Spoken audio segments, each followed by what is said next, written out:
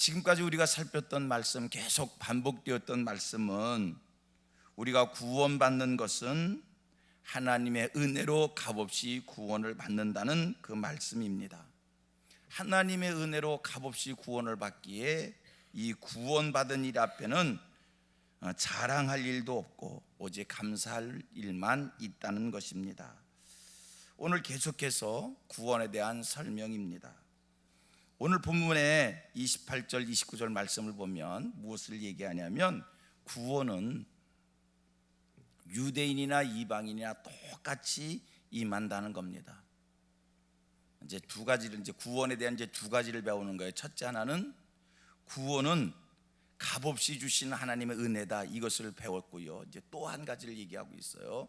이 구원은 유대인이나 이방인이나 똑같이 누구에게나 임하는 것이다. 제가 28절 29절 우리 같이 한번 봅니다. 그러므로 사람이 의롭다 하심을 얻는 것은 율법의 행위에 있지 않고 믿음으로 되는 줄 우리가 인정하노라. 29절 하나님은 다만 유대인의 하나님이시냐 또한 이방인의 하나님은 아니시냐 진실로 이방인의 하나님도 되시느니라. 하나님은 유대인의 하나님만이 아니라, 강조하기를, 진실로 이방인의 하나님도 되시느니라. 28절에서 믿음으로 의롭게 된다는 것을 말씀합니다. 그리고 29절에 믿음으로 의로워지는 그 범위는 유대인만이 아니라 이방인도 믿음으로 의로워진다. 믿음을 통한 구원이라고 하는 것은 어느 민족 누구에게나 동일하게, 누구의 자손이냐 중요한 게 아닙니다.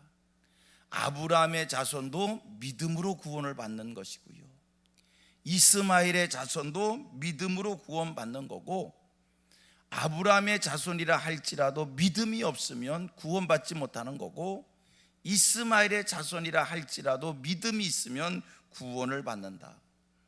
마태복음 3장 9절에서 예수님 이렇게 말씀합니다. 속으로 아브라함이 우리 조상이라고 생각하지 말라. 내가 너에게 이르노니 하나님이 능히 이 돌들로도 아브라함의 자손이 되게 하시리라. 구원은 혈통이나 족보와 상관없이, 누구의 자손이냐 어느 배경을 가졌느냐 상관없이 오직 한 가지, 믿음입니다. 복음만 있으면, 믿음만 있으면 누구라도 구원을 받는다. 그 다음 30절 말씀을 봅니다. 30절 같이 읽습니다. 할례자도 믿음으로 말미암아 또한 무할례자도 믿음으로 말미암아 의롭다 하실 하나님은 한 분이시니라.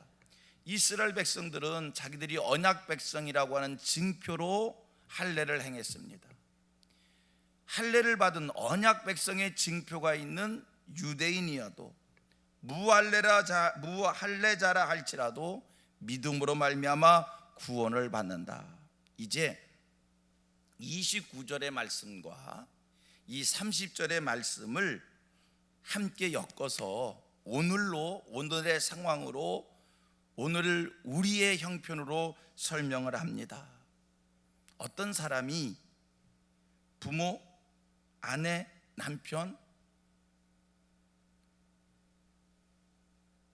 아버지가 목사일 수 있고요, 남편이 목사일 수 있고요, 남편이 장로일 수가 있고요, 어떤 사람이 그러한 배경을 가지고 있습니다. 대단한 믿음의 배경을 가진 사람입니다.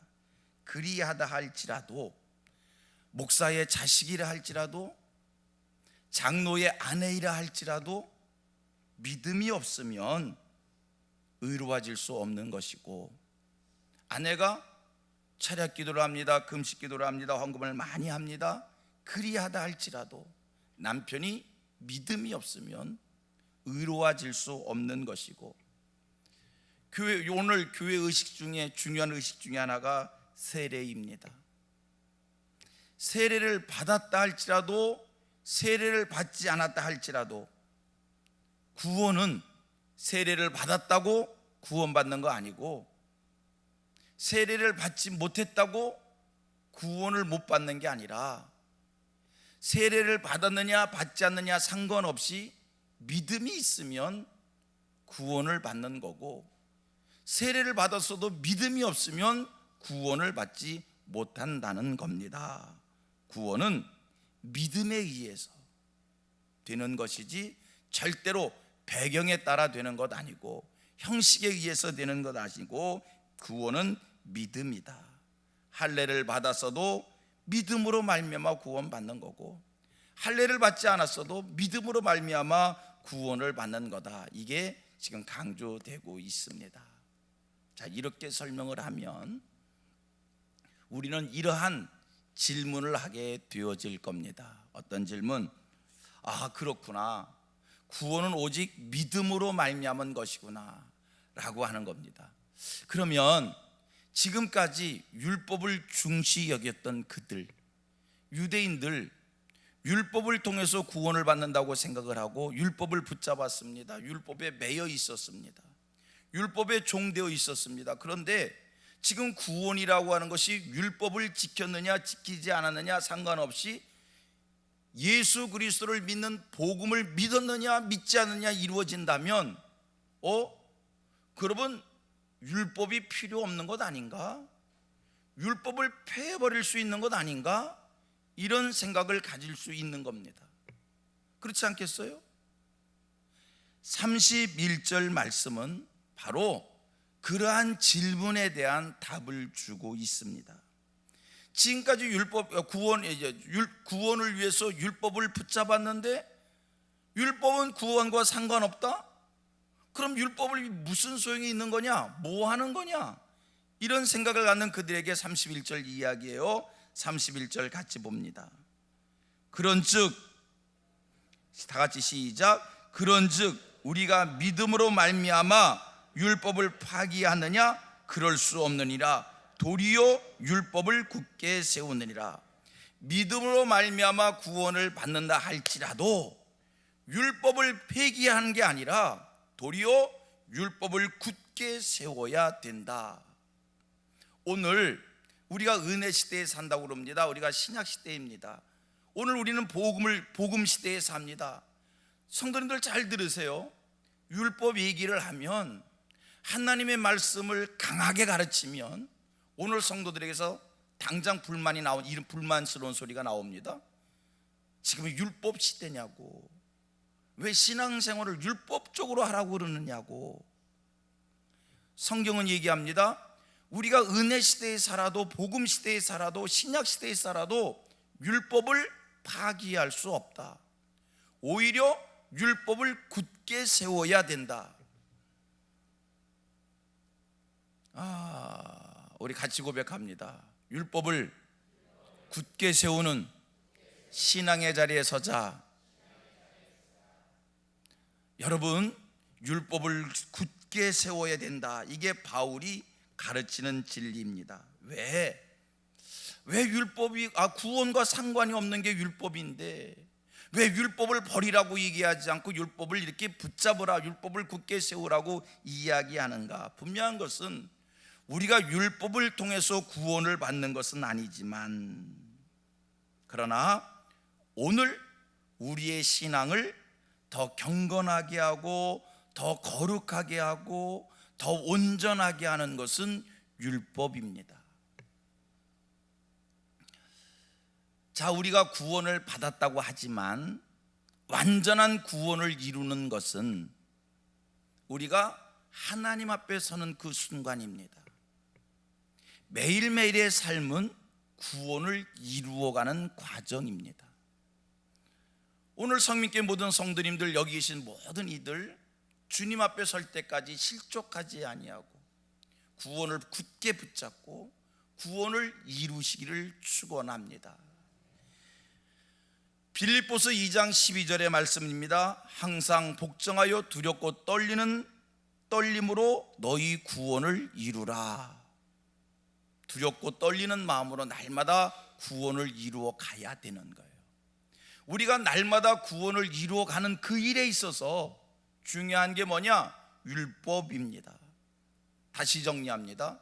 율법은 나를 구원 얻게 하는 것은 아니지만 내 구원을 온전히 이루어 가게 하는 그 역할을 하는 게, 오늘 나를 성도답게 하고 나를 거룩하게 하고 나를 경건하게 하고 오늘도 나를 하나님 앞에 세워놓는 그 역할을 하는 것이 율법이라는 겁니다. 이렇게 설명하겠습니다. 오늘 내가 예수를 믿습니다. 구원 얻은 자가 됐습니다. 구원 얻은 자가 되었기에 날마다 예배하는 자가 되어야 될 겁니다. 구원 얻은 자가 되었기에 날마다 하나님을 향하는 하나님의 말씀 붙잡고 말씀 앞에 사는 자가 되어야 될 겁니다.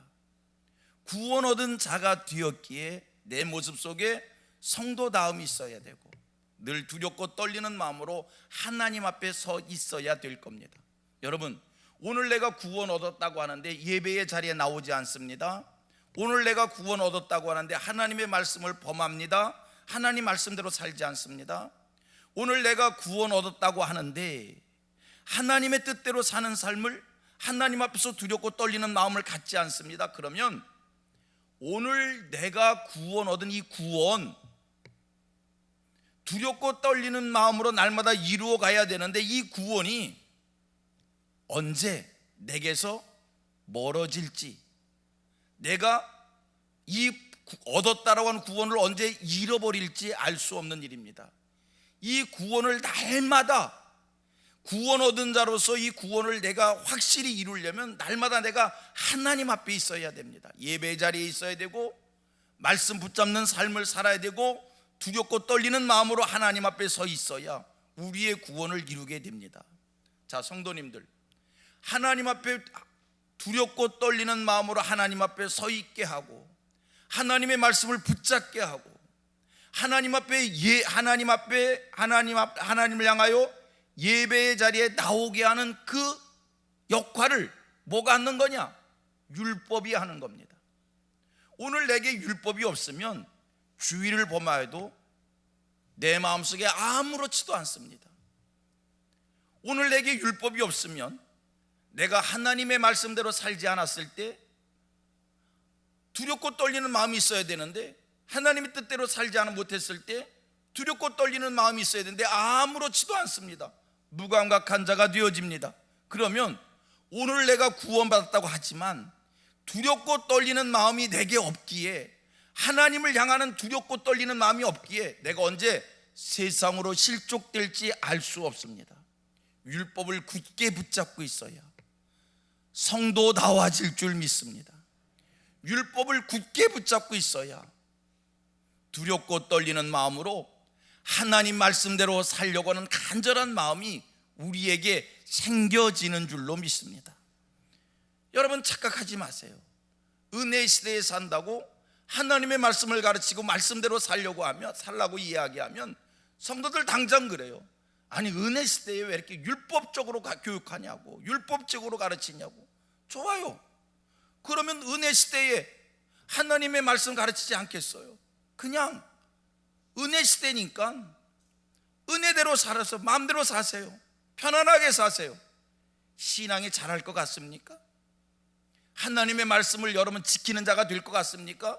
거룩한 자의 모습, 경건한 자의 모습이 내게서 날마다 이렇게 표현되어질 것 같습니까? 그렇지 않은 거예요. 하나님의 말씀의 잣대가, 하나님의 율례와 법도가 나를 경건하게 하고 거룩하게 하고 하나님 앞에 있게 하고 성도답게 하는 줄로 믿습니다. 31절 말씀이 바로 그런 말씀입니다. 그런즉 우리가 믿음으로 말미암아, 옛날 성경이 더 이해가 빨라요. 그런즉 우리가 믿음으로 말미암아 율법을 폐하느뇨? 그럴 수 없느니라. 도리어 율법을 굳게 세우느니라. 하나님의 말씀 앞에 말씀 붙잡고 바른 신앙의 길에서는 성민의 모든 성도들 되기를 주님의 이름으로 축원합니다. 율법을 버리지 마십시오. 율법을 소홀히 여기지 마십시오. 율법적 신앙이라고 비난하지 마십시오. 나를 경건하게 합니다. 거룩하게 합니다. 나를 성도답게 하는 그러한 능력이 율법에 있습니다. 기도하겠습니다.